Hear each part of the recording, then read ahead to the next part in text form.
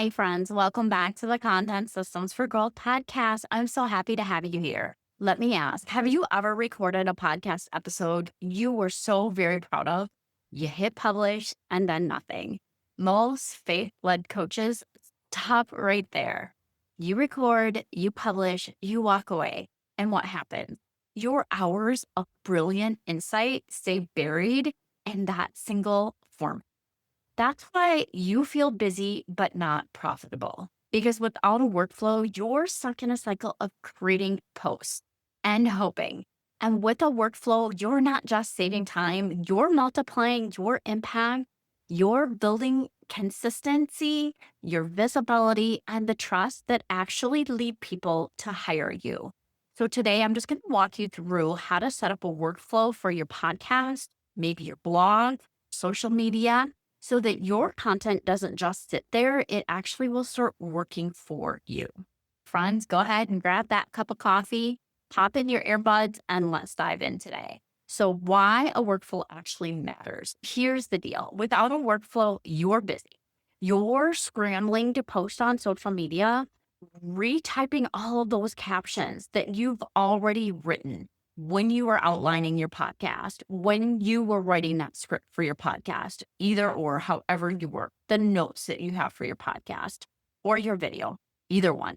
But you're reinventing that wheel then every single week when you're not actually taking what you've already written and using it to your advantage. With a workflow, you're profitable. Why? Because a workflow is what takes you from busy work to strategic work. It's not just about checking those boxes. It's about creating a clear path from awareness to trust to decision. A good workflow ensures that your podcast doesn't just go live. It becomes your blog, your email to your list, and it can become multiple social media posts that you can reuse over and over again. Your content calendar eliminates decision fatigue. I know it's hard sometimes to have a content calendar because you don't want to be put inside a box. But friends, you can switch your content calendar. I give you permission to do that right now. If for some reason you have something that you don't feel called for, or all of a sudden you're divinely inspired and you need to get that content out in your next podcast, you can do that. I give you permission. You can just move everything else that you have on your content calendar so that it's pushing it out. But the advantage to having a content calendar is that you can actually take people down a path to your next one or the next time you're going to have a service that you're putting out there into the world.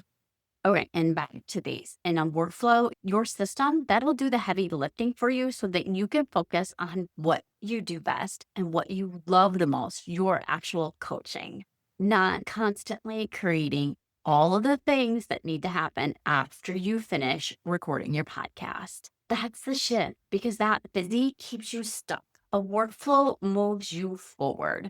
So step one is your long form content workflow. This would be either your podcast or a YouTube video, depending on which one you choose to do.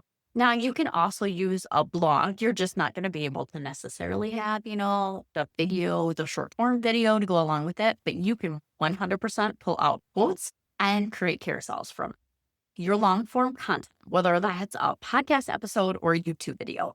That is the anchor of your content. But although the other day I did have a thought that came to me when I was out on a walk, that your long form content is like the starring role in your content creation, I guess. It's the starring role where your other content is either, that supporting role or simply maybe an extra.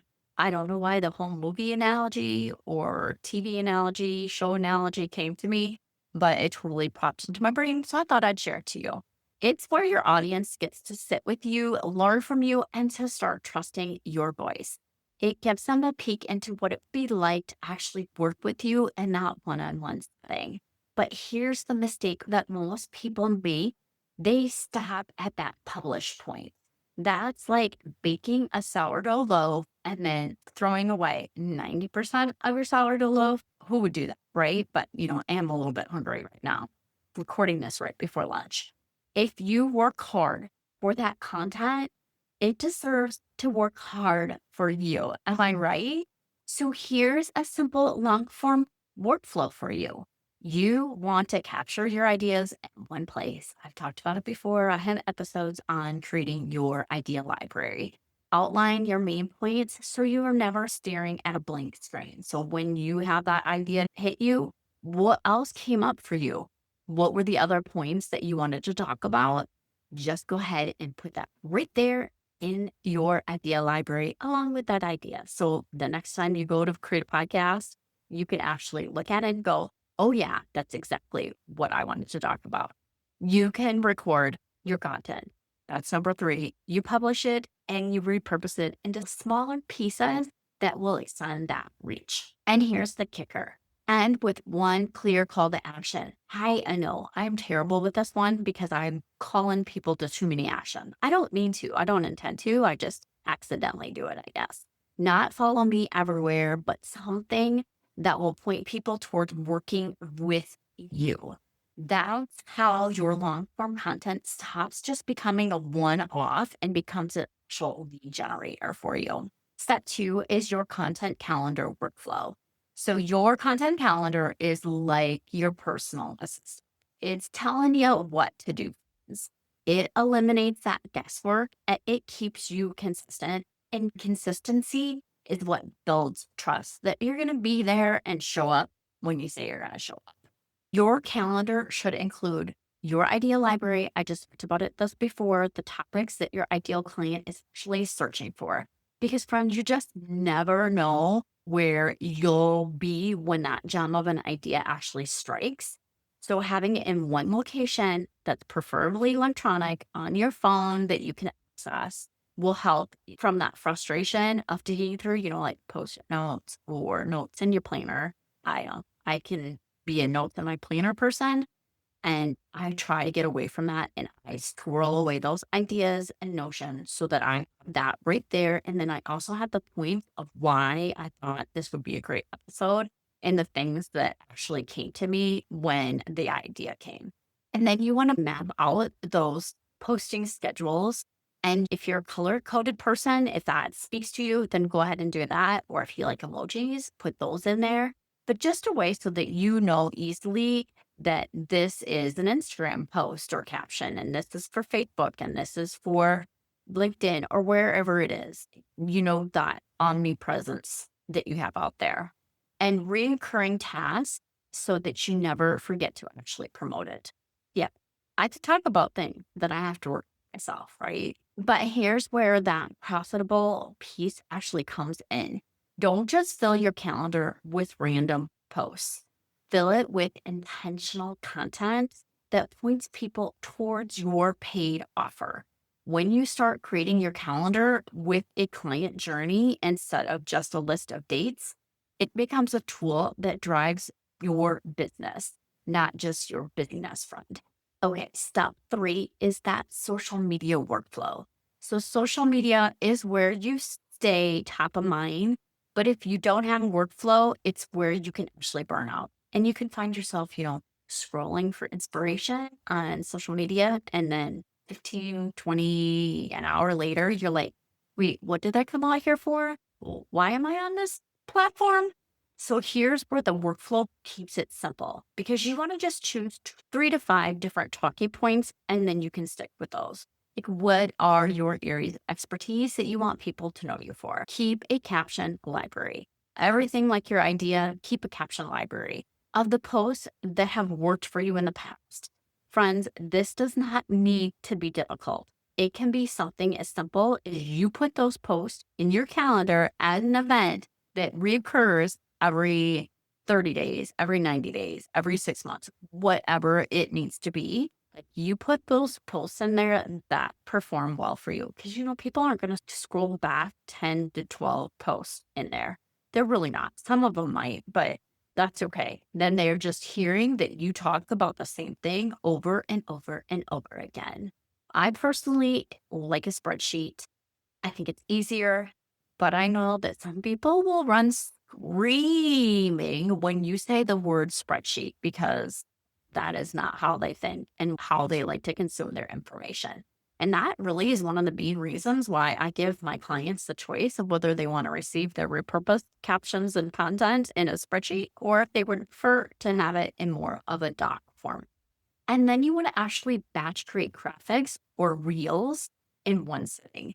And you know what? You can have a template, your caption template that's that out there that you can just change maybe the color or what it is that you want to say. I know most people do this. It's an easy way to be able to keep everything consistent so that you don't have to make a decision every single time about what your graphics are going to look like. And then schedule them in advance so that you're not out there scrolling when you shouldn't be. So, like, if you want to schedule them in advance and then be active on social media when you do it, then schedule them at about the same single time every day. I know it will tell you when their people are most active on there, but you can do it differently. It doesn't have to be posted just then. Just know if you want to go out at the same time, put that as a reminder in your calendar that you need to go out on social media for 15 minutes and do a little bit of networking out there. Okay. Anyway, let me get back here. So here's something that I want you to remember because social media should never give away your entire solution. It's not about solving everything. It's about sparking that awareness and curiosity and then pointing people to the next step to work with you. Free content shows the what and the why. Your paid service delivers the how. So if you happen to miss episode 135, when Shannon talked about her stress-free social media system, go back and catch that because that podcast is so full of gold nuggets. It's unbelievable. Step number 4 is your email workflow. So email is where you actually have your warm leads. You know, the people that say, hey, I think I like you. I want to hear more from you. What else do you have to say? That's why your email also needs to have its own workflow. Keep it simple. Have a reusable template so that you never start from scratch.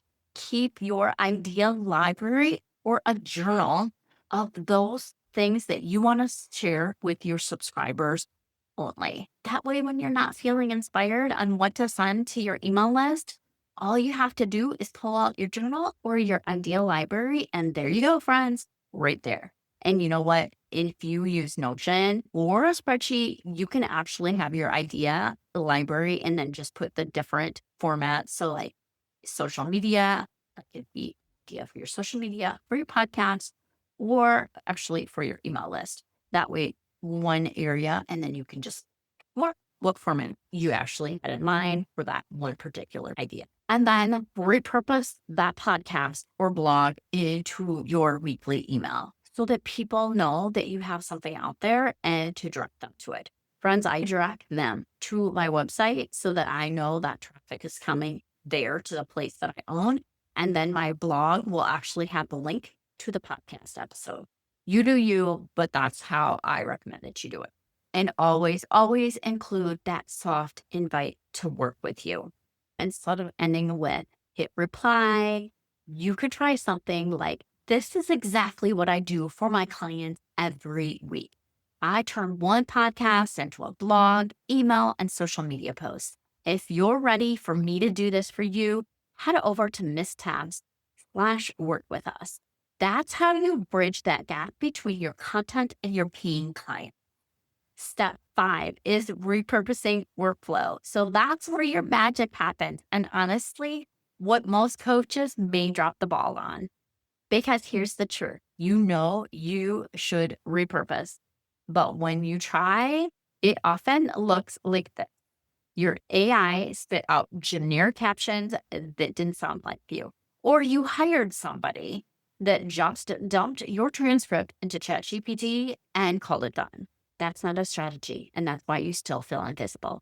Here's what I do differently. I actually listen, really listen to your hunt. Generally, when I'm always out walking the dogs, so they love this part of it as well.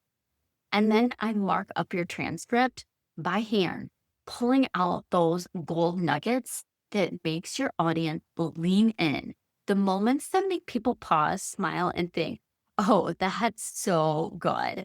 Then I decide, should this become a short form video, a carousel, a quote graphic, Yes, I can talk here. It's about impact, not just the algorithm. You're creating content for people, friends. You're not necessarily trying to create for the algorithm because who knows if it's actually going to show your poster. The result is content that sounds like you because it is you. No made up quotes, no generic fluff, just your authentic brilliance, strategically formatted to reach more people. And if you're ready to stop letting your wisdom stay buried in your podcast feed, I'd love for you to try out my one-time repurposing package. I'll take one podcast or video and turn that into 5 days of content full of authentic, strategic posts that actually sound like you, friend. You focus on coaching, and I'll make sure your content works harder for you. You can grab that package today at Miss Tao's Content Repurposing Starter Pack. I know it all has dashes in there, so I'll just go ahead and put it in the show note below to make it super easy for you. Okay, friends, time to wrap this up. So here's the big takeaway. Without a workflow, you're just busy. With a workflow, you're profitable because you're building consistency, authority, and trust that leads people to your offers. Start simple. Pick one workflow to refine this week. Make it your own. What do you do? Maybe it's setting up that content calendar because that's been a thorn in your side, or repurposing your last podcast into 3 social media posts. Small steps add up quickly. And if you're ready to see how much easier this can be, let me help you. Check out my repurposing package and let's turn your brilliant long form starring role content into a system that saves you hours and gets you visible everywhere your audience hangs out. Thank you so much for listening. I appreciate you, friend. And if today's episode was helpful, share it with a business bestie who's overwhelmed by content creation. And don't forget to subscribe so you never miss an episode. Until next week, let's go, friend. I know, too many calls to action. But what am I supposed to do? Okay, thank you again so much for your time. I appreciate you, and I hope you make it a wonderful week.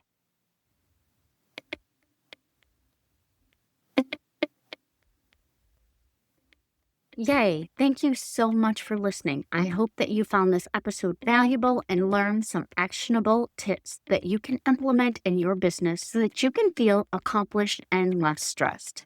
If you enjoyed this show, please take a quick minute to share this with your business bestie, subscribe, and leave a review. It helps me reach more business owners just like you. And if you have any questions or topics you'd like me to cover in future episodes, please reach out to me on my website. I've created a form just for you. Remember, with the right system and mindset, you can achieve the success your heart desires. Thank you for tuning in. I look forward to chatting with you next time. I appreciate you, and I hope you have a wonderful week. And don't forget, let's grow, friends.